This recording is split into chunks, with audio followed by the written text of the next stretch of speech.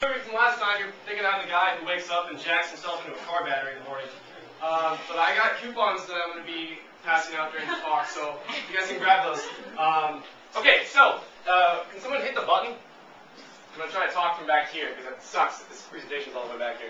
Okay, so you buy clothes, they say these things about you. They say, oh, I'm hot, I'm beautiful, I belong to this group, I'm like youthful, I have style. And I was like, wait a second, like, that doesn't have to be the only thing that our clothes say about us. They can say other things. They can talk about things that we believe in, things that we care about.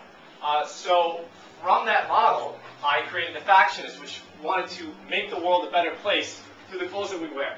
And so our first line was 7 T-shirts, all black, 100% organic cotton. And they had these facts about the world, and then something you can do to change the facts. So you're turning yourself into kind of like a mobile billboard for change. You're like, hey, this is something I care about, this is a fact about it, here's something small that you can do to go change it.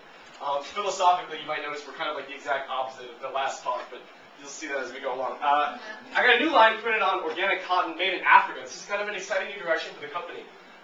These are some of the new shirts. I'm wearing one right now.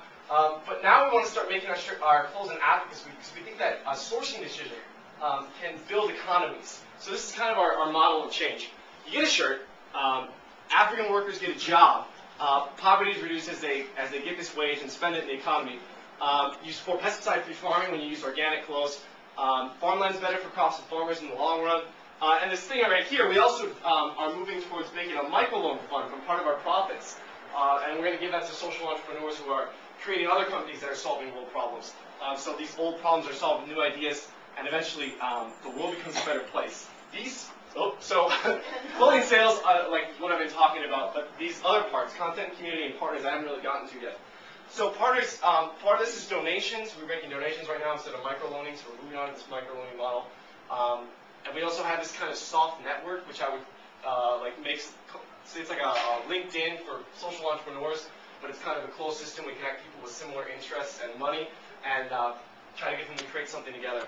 We also produce 3 different kinds of content, which I'm going to get to on the next slide, and try to create a community around social entrepreneurship. We have 3 different kinds of content: video, text, and pictures.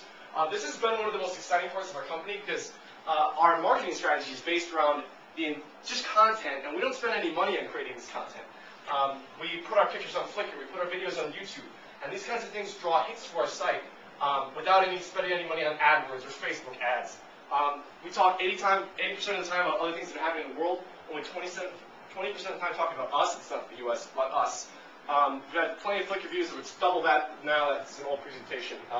So in the future, I want to have real-world meetups where like people get together for 24 hours in a hotel ballroom and they're like, dude, let's hack out a solution to world poverty. Let's do a little something that can help that.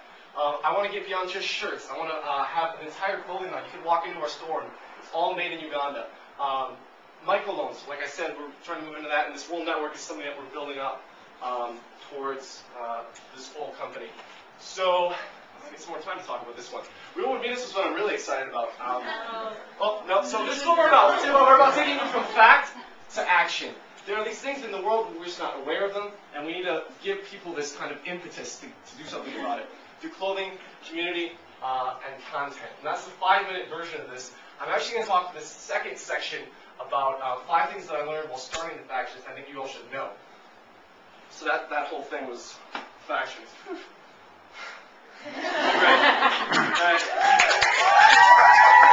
Alright, so here's something that you'll cry about and lose sleep over. I pull all the time in this stuff, but I don't care because it's not work anymore. I think being batshit crazy about what you do is competitive advantage. And I think that all that comes through, right? But seriously, there are 1,000 ways to do things you hate and make money, and there are 1,000 you can do and lose just as much money doing something that you love. So do something that you love instead, please. This has been one of the most exciting things I've done with my life. It's been incredibly rewarding. Just find something you really care about and go out and do something about it. Don't ask for any permission. Stop worrying about all the money. Stop worrying about all the risk. Just do something. You always have time to do this stuff. We just spend it watching Lost and all that other crap and going on Facebook or checking our Twitter status. But I like Twitter. We'll talk about that in another slide. I really just want to talk about this more. I haven't all time, obviously. Please, do something you love. You click the next one? One more time. Okay. Oh, no, go back! if you're not on Twitter or how to use Facebook or web design, I think you need to be. Because I started this company basically on $20. You get a domain name, the Factionist.com, and if you have the skills to kind of create a website off of that, like all of a sudden you're in business. People are like, wow, like this website, I didn't know it was designed by some college freshman. This is weird. And so that skill will pay off for you. And Twitter's been incredible too. By producing content on Twitter or making connections with people, we've actually started to make business. We're making money off of the connections we're making on Twitter. I think that if you think it's this kind of phenomenon, you're wrong. If you go to search.twitter.com, it shows the most recent tweets, the most recent things people have said about a certain topic. If you have a business and you're not on search.twitter.com, like checking every day about what people are saying about you, you're stupid. It allows you to almost like plug into this like hive mind of what people are saying about your company. Same with Google Blog Search, if you haven't used that. It's when you go on the Google search page, you go to more and then blogs. We've found people that are talking about us. I get to talk about that in another slide. But so pay attention to what people are saying about you on all these new social networks and respond to them, engage them, bring them in, ask them, hey, what can I do to make this my company better? We've done that in actually part of our company I'll talk about, and we had someone hate on us. We're like, whoa, hey man, we love you too. Come on, bring us some feedback. So you can click the next one. Hope it doesn't do that again. Can you use the arrow key? Okay. So you have this idea and you're like, oh man, I want to do this really bad, but I need $100,000. BS. The initial budget for this company was $25,000, and I have no idea how I got that number now looking back on it. I cut that by 90% to $2,500 and started this company from debt raised from my friends and family. It turned out that it was a month before the day I wanted to launch, and I said, like, if I don't get this money by Saturday, it was Tuesday, if I don't get this money by Saturday, like, we're screwed. Like, I'm not going to be able to launch on the date I wanted to. And I went out, I put a YouTube video up, and I said, guys, to my friends, and said, I think I need your help. And I sold them $100 bonds that would be repaid at 10% on April 31st. So if you do the math, it's like a 56% APR. So they were getting the benefit from it, and I was getting the benefit from it because I had the starting capital to launch the company. So I think you need to start asking your friends for money instead of waiting for some venture capitalist to fly out of the sky and throw wads of money at you so you can start your idea. Anyway, just cut that budget. When getting a co-founder, look for passion and not skill. This has been something that's just been really hard for me. I had to fire 4 people because they weren't doing any work. And they were all my friends. While I don't think it's a mistake to hire or bring in your friends, I do think it's a mistake if they do it just because they're your friend. I made that mistake of looking for people that I thought were smart or had certain skills. And really what counts is having the same passion. Having that same involvement in the idea. I also made the mistake of looking for a team before I had an idea.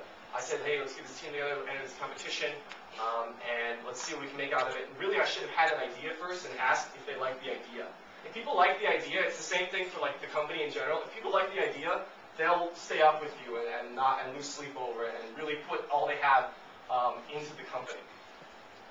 So, click one more. I'm just too fast now. Good. Okay, so love the haters and ask your customers for feedback and bring them in. Quick story. I was doing Google Blog Search and I saw a thing on NYU Local. NYU Local is an independent blog for NYU, and they get like 20,000 uniques a month. And this guy was just slamming us and was like, I hate this company. Like they're very hypocritical. They're too college idealist. And I posted like the second comment on that blog, and I said, hey Joe, I'm sorry you feel that way about the company. Like I don't think that this is what I think you're reading it wrong. I don't think it's what we're about. But if you have some feedback, and then I posted a link back to the website and let people vote on the new designs that we were going to do. And I got a ton of feedback from that whole process. And we had like 16 comments on the blog article. It was like it was the top post on NYU Local for like 3 weeks. And we actually got the Twitter account of NYU Local, which was obviously maintained by someone else, linked to our comment and said, this was a respectful response to a baiting and critical post. What do you guys think of the company? And so not only did it give us more hits, but it created what could have been a bad PR situation into a good one. So that's my 10 minutes. Thank you. Come talk to me after.